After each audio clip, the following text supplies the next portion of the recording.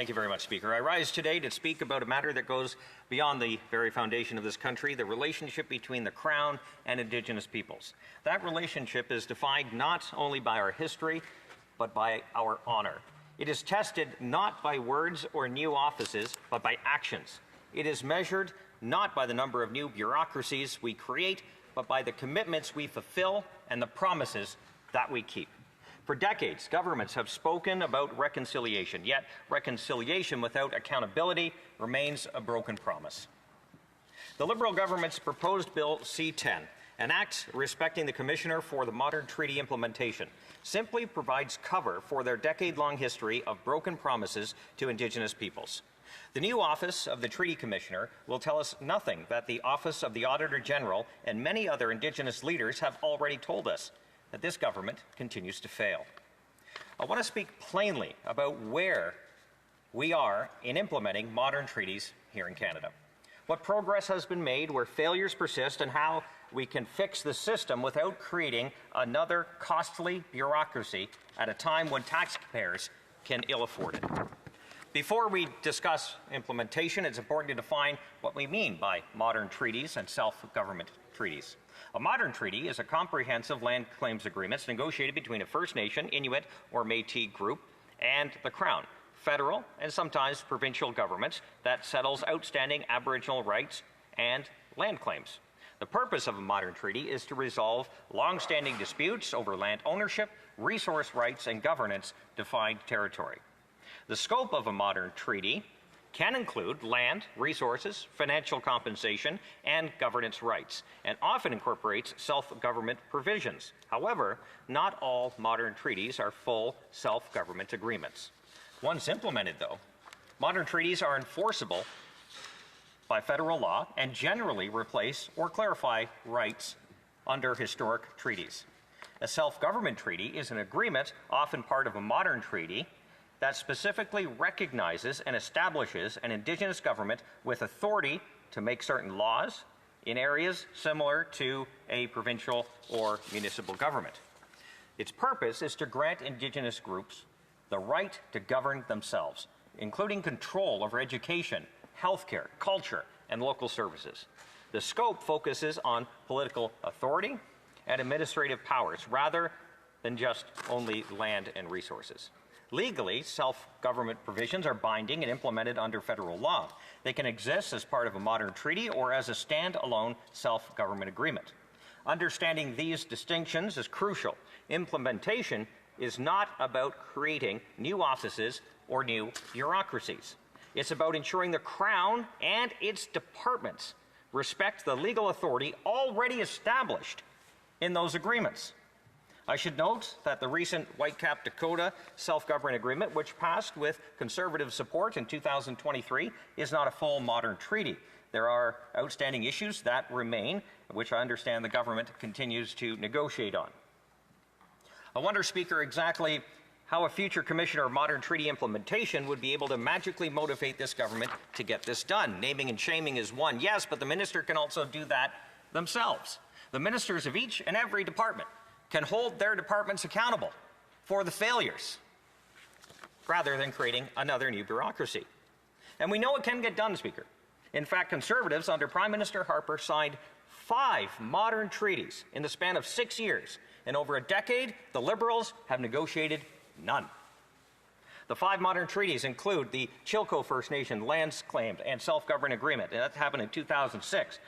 The Manulth First Nations Agreement in 2009, Swasin First Nation Final Agreement 2009, Sioux Valley Dakota National Governance Agreement in 2013, and the Delaney Final Self-Government Agreement in 2015. And make no mistake, Speaker, I've said it once, I'll say it again, Conservatives support modern treaties. We support Indigenous communities who want to get off the paternalistic and archaic Indian Act. What we don't support is the mistaken assumption that spending more taxpayer dollars compensates for the lack of accountability within government bureaucracy. So who has been fired, Speaker?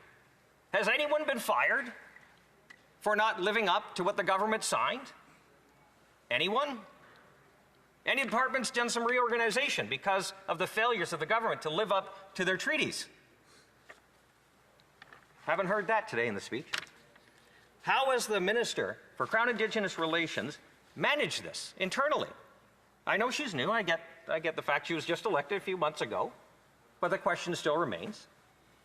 So how is a report from a new commissioner's office going to change things when dozens of Auditor General's reports on the failures of government has resulted in nothing moving forward? The Office of the Auditor General conducts regular audits into treaty negotiations, modern treaties, self-government agreements, implementation, and treaty land entitlements. Just some of the audits, including the 2005 reports into the federal government's meeting treaty land entitlement obligations, the 2006 report into the federal participation in the British Columbia Treaty process, Indian and Northern Affairs, the comprehensive 2013 audit of the implementation of modern treaty obligations, and the 2016 report implementing the Labrador Inuit Land Claims Agreement. And that doesn't even include the 14 Auditor General reports since 2015 produced related to issues facing First Nations, Inuit, and Métis. Where are those reports? Have the departments, every government department, been addressing those concerns tabled by the Auditor General?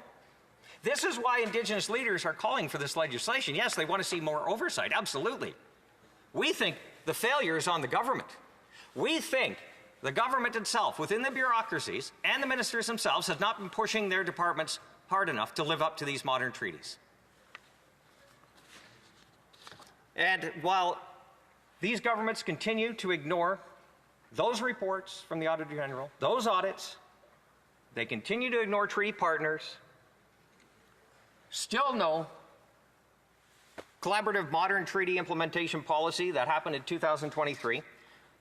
So what would you think is a positive step forward, considering this government is currently bogged down with 70 treaty negotiations, yet 2 years later, this government has not implemented anything? And here is another crucial point. Implementation is not about new policies, new offices, or new dollars into bureaucracies. It's a question of whether current officials are doing their jobs, whether existing departments are held accountable, whether existing laws and commitments are enforced. Yet here we are today, talking about a new office, a Commissioner for Modern Treaty Implementation, a multi-million-dollar bureaucracy intended to monitor, oversee, and report on implementation. An office that is not entirely accountable to Parliament. The Commissioner, government and treaty partners will decide when audits will be conducted and how, not Parliament. Reports will be tabled by the Minister a few weeks after they receive them. Parliament will have the power to initiate audits of this government's handling of modern treaty implementation. I mean, it will not have that power. And with respect, Speaker, that's the wrong approach. We do not need more bureaucrats. In fact, the Liberals really ought to learn from their past mistakes. So between 2015 and 2017, several new federal offices and initiatives were created to work on land claim implementation issues. The Modern Treaties Implementation Office, Assessment of Modern Treaty Implications Office, Performance Management Framework, Modern Treaty Management Environment, and Deputy Minister's Oversight Committee, as well as the Reconciliation Secretariat. Since the creation of these offices, as I've said before, no modern treaties have been established by this government. There are 6 entities specifically designed to monitor, support, and ensure the implementation of these treaties. And now we're supposed to believe that this is finally the magic bullet that will solve it all. Maybe, again, the answer is to start firing those that aren't doing their jobs, that aren't living up to the commitments that the government signed, that the government is obliged to do. There are reports creating dust on shelves. Why aren't we just doing what those reports have outlined? We need ministers and officials to take responsibility for obligations we already have, whether in modern treaties, self-government provisions, or historic agreements. Since the 1970s, Canada has sought to move beyond the numbered treaties through the negotiation of modern treaties, comprehensive land claim agreements that establish self-government, define rights, and confirm jurisdictional authority. Today, there are over 24 modern treaties in force across Canada, from the Yukon and Nunavut to British Columbia, Quebec, and Labrador, and Newfoundland. These agreements represent some of the most advanced models of Indigenous government anywhere in the world. Yet today, the situation remains uneven. Some treaty nations have made substantial progress in self-government and economic development. Others remain entangled in administrative barriers, forced to negotiate or litigate and litigate again on the very rights they thought they had already secured. And for many Indigenous governments, the experience of treaty implementation has been one of delay and paternalism.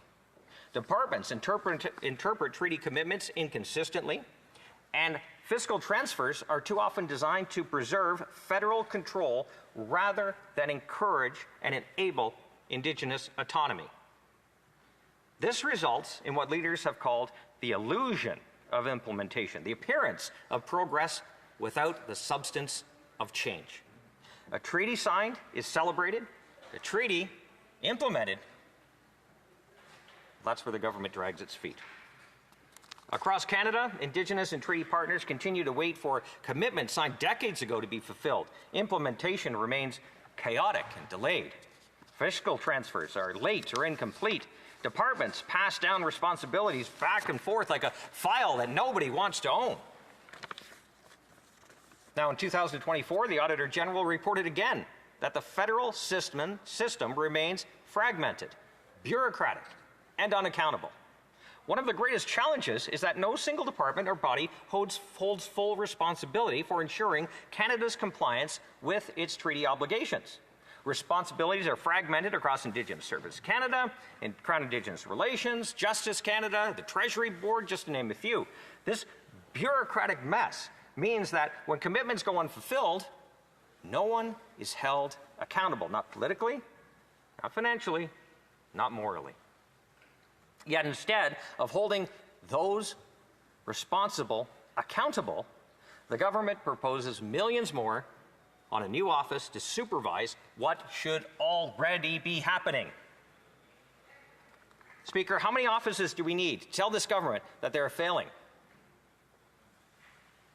Adding one commissioner does not change a culture of performance. Only enforcement, accountability, and clear expectations can. A lot of this, as I've mentioned many times in my speech, has been outlined in various reports already tabled in this House over decades. Now, the Supreme Court's 2024 ruling in Restool versus Canada was a stark reminder of what is at stake. For nearly 170 years, the Crown failed to honor the Robinson-Huron treaties, failing to adjust annuities as promises. The court called this a violation of the honor of the Crown, not an oversight, but a breach of trust. And yet, instead of ensuring that departments and ministers simply fulfill their obligations, now we hear talk of creating another bureaucracy to monitor implementation.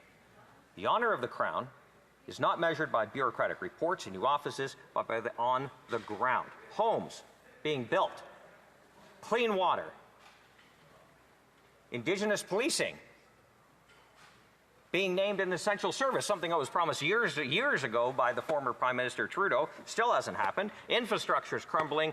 Governance and economic opportunity is what Indigenous leaders are calling for. And it's Canada that has failed to live up to those obligations.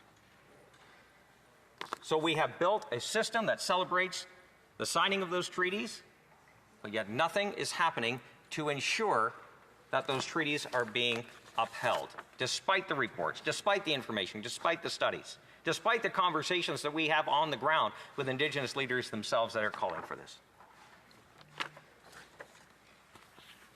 What will change, Speaker, what should change, is that ministers and departmental officials being held responsible for their legally binding obligations. And it will change when we start firing people that aren't doing their jobs. If a treaty commitment is delayed or ignored, someone must be held accountable. Not an office on Wellington Street, but the department itself, the minister and the leadership that signs those agreements. Safety and basic services remain uneven. As I mentioned before, Indigenous policing, underfunded, housing, substandard, climate-related disasters disproportionately impact Indigenous communities. The Auditor General has talked about all of this. The Auditor General also outlined ways to fix that. So the Commissioner will not build houses. The Commissioner will not hire police officers. A Commissioner will not ensure clean water. What is required is executive responsibility and operational diligence. Departments must prioritize. Budgets must be executed properly, and ministers must ensure that existing laws are followed. That is how results are delivered, not by another layer of bureaucracy. Federal programs designed to support Indigenous communities are often mismanaged. Hundreds of non-Indigenous firms have falsely claimed Indigenous status to win contracts. Oversight came way too late. Don't forget ArriveCan. A Commissioner will not prevent fraud. Proper departmental controls, accountability, and enforcement will.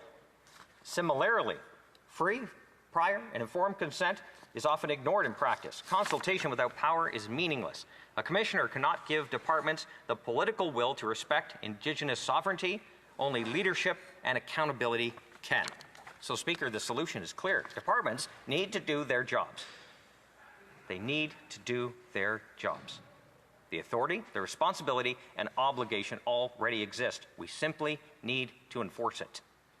Ministers must be held accountable.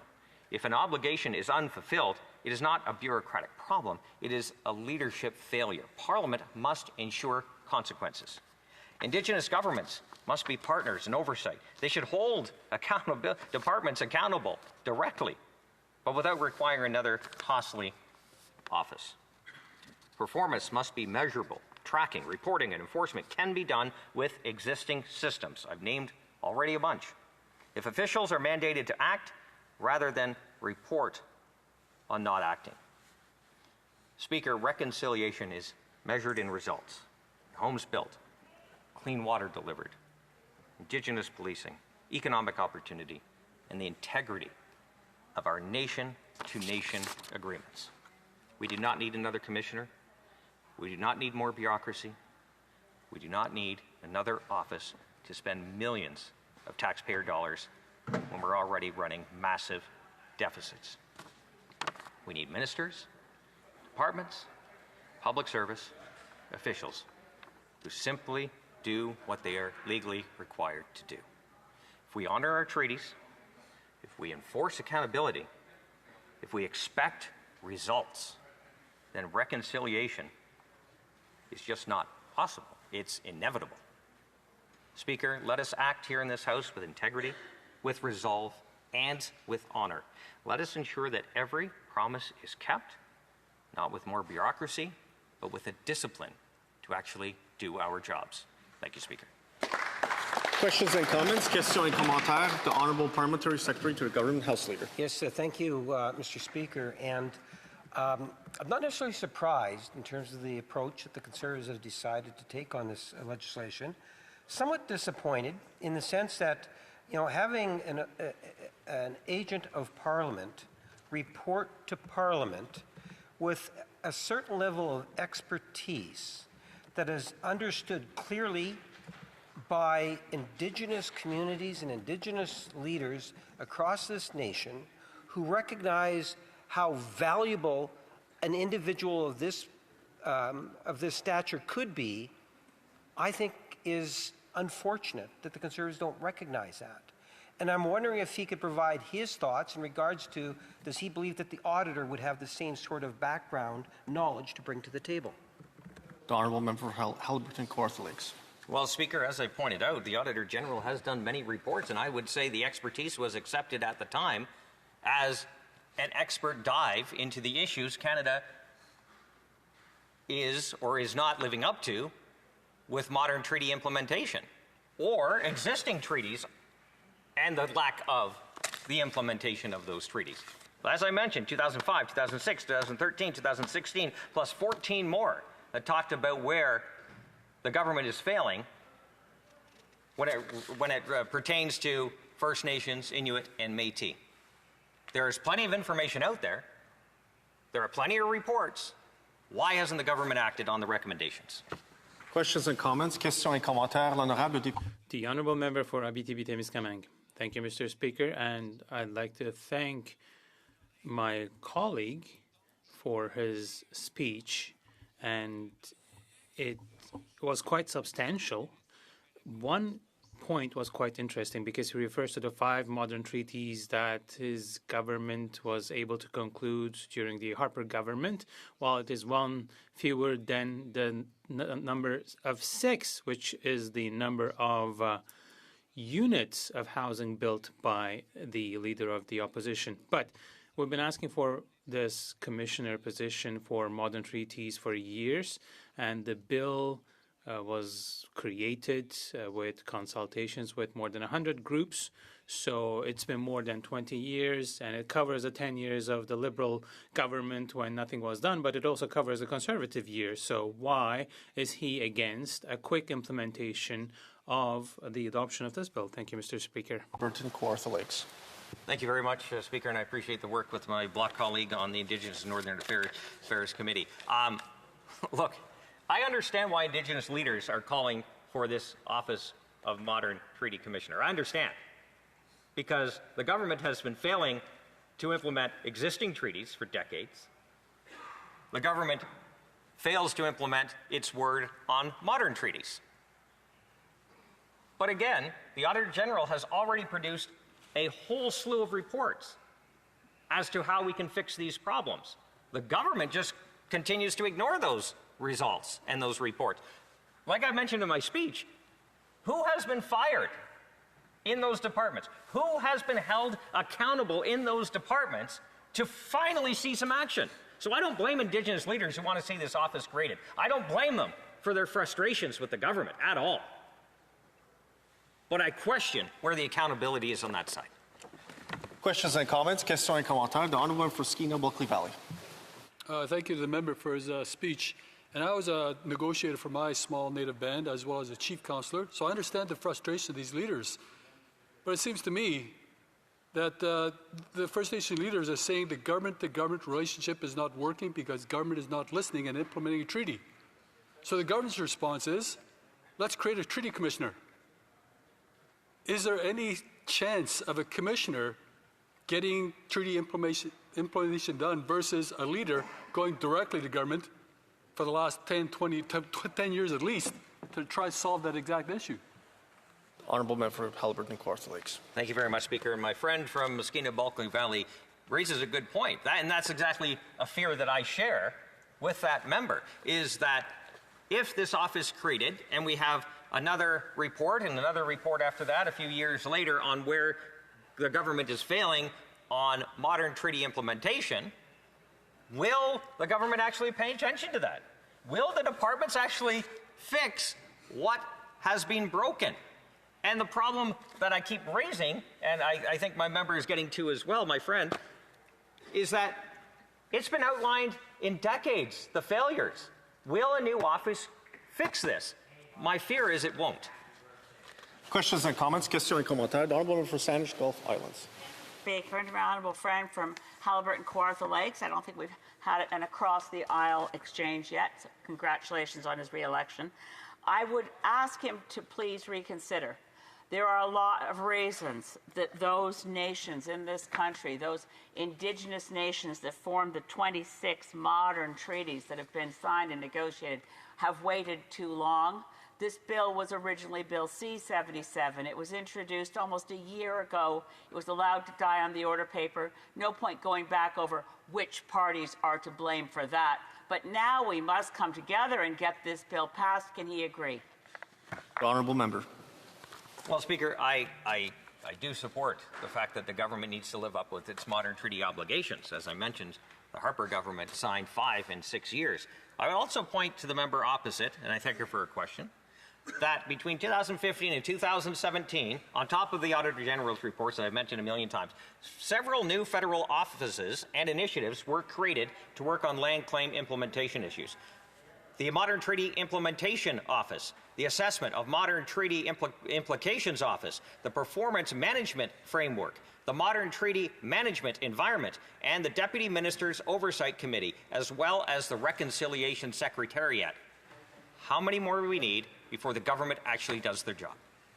Questions and comments? Questions and commentaires. The Honourable Parliamentary Secretary to the Government House Leader. Yes, thank you, Mr. Speaker. I think recognizing the nation-to-nation relationship between Indigenous people and the Crown is of critical importance. And here we have legislation that's going to ultimately enable an agent of Parliament that would report to Parliament as opposed to just the government or just to the opposition. And the Conservatives are making it very clear today that they oppose that. The question I have for the member, member opposite, Mr. Speaker, is it the Conservative Party's position that they will not support this going into committee? The Honourable Member. As I mentioned, Speaker, the new office, as it's written, does report to Parliament. It reports to the Senate and Parliament, but it reports to the government first, and the minister then decides when that report gets to the Speaker, then released to Parliament. Parliament doesn't have the opportunity to dictate where the audits go, what needs to be studied, what needs to be examined. That's the problem we have with it. Questions and comments? Questions et commentaires. L'honorable député. The Honourable Member for Abitibi-Témiscamingue. Thank you, Mr. Speaker. I'd like to thank my colleague once again for his rigorous work and the additional explanation he is providing us in this exchange. But there's a bit of a paradox because the Commissioner is Eustace is saying, but then they will support the bill. But in the context that is before us, the Liberal government's legislative agenda is completely empty. We don't know what we will be studying until the end of the week. So why are we not adopting this bill quickly? Why are we trying to save the Liberal government? Let's send this bill to committee and amend it if necessary. But I'd like to hear my colleague on that. Why work so hard to go against it? Well, thank you very much, Speaker, and again, thank you to my bloc colleague for the question. And yes, it will get to committee, and yes, we will study it, and I'm pretty sure there will be amendments proposed, and we will see what gets passed and what does not, and we look forward to that process. But at the same time, we're in this chamber debate, and this bill has been tabled, and this is the first day it's been debated, so we have members that want to speak to it. Thank you. Questions and comments? The Honourable Member from Nanaimo Ladysmith. Thank you, Mr. Speaker, and I want to thank my honourable colleague for his comments. I especially appreciate the emphasis that he has put on Conservative support for the reconciliation process with First Nations, Métis, and Inuit communities, and also the emphasis that he has put on the expense of creating another costly bureaucracy when families are struggling so hard to make ends meet. The Auditor General's Office is an independent institution that audits federal government operations to ensure accountability, transparency, and the effective use of public funds. This commissioner appears to be the same thing without the concern for the effective use of public funds. Can the honourable member elaborate on the duplication here? Give a chance to the member of Haliburton and Kawartha Lakes to answer in 20 seconds or less. 20 seconds. Okay, thank you to the member from Nanaimo Ladysmith. Yes, that is something I outlined in my speech, how Parliament does not have the oversight it should. We'll look at that in committee and hopefully get some amendments.